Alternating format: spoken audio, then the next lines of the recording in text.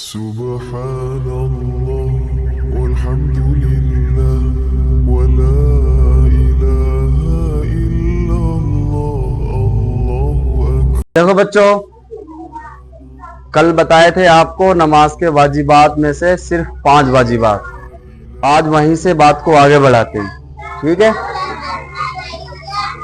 अब देखें, अल्हम्द सूरत के दरमियान किसी अजनबी का फासिल ना होना, यानी कि जैसे आपने अल्हम्द पढ़ी, इसका मतलब समझेंगे तभी बात समझ में आएगी। समझ रहे हो?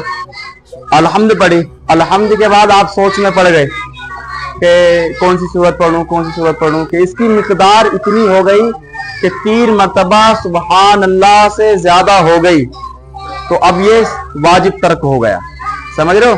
यानी कि अल्हम्द के बाद फौरन सूरत मिलानी, जैसे वलद्दौलीन कह दिया, अब यहाँ पे जो सूरत बनती है कुल हुवल्लाहु अहद अल्लाहु समद, कुल अऊज़ु बिरब्बिल फलक या कुल अऊज़ु बिरब्बिन नास या अलम तरा कैफ़ फ़अल रब्बुका बिअस्हाबिल फ़ील, जो भी सूरतें आपको आती हैं अल्हम्द के बाद फौरन सूरत मिलाना। देखिए नंबर 7, क़िराअत के बाद मुत्तसिलन रुकू करना।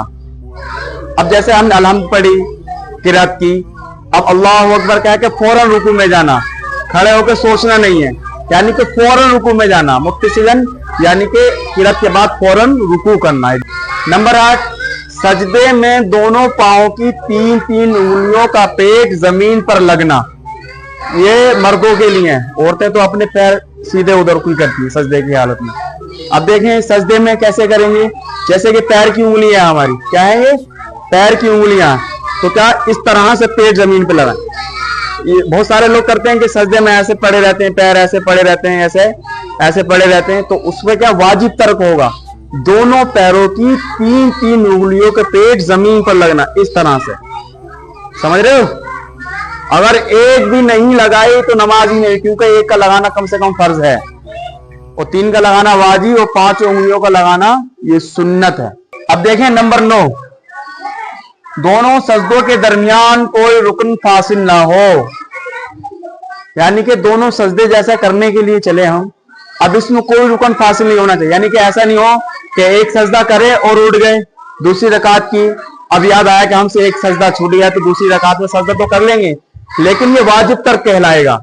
दोनों सजदों के दरमियान कोई रुकन फासिल ना हो, यानी कि एक सजदा करेंगे, जलसा करेंगे, जलसा करने के बाद फौरन दूसरा सजदा करेंगे, फिर दूसरी रकात के लिए खड़े होंगे।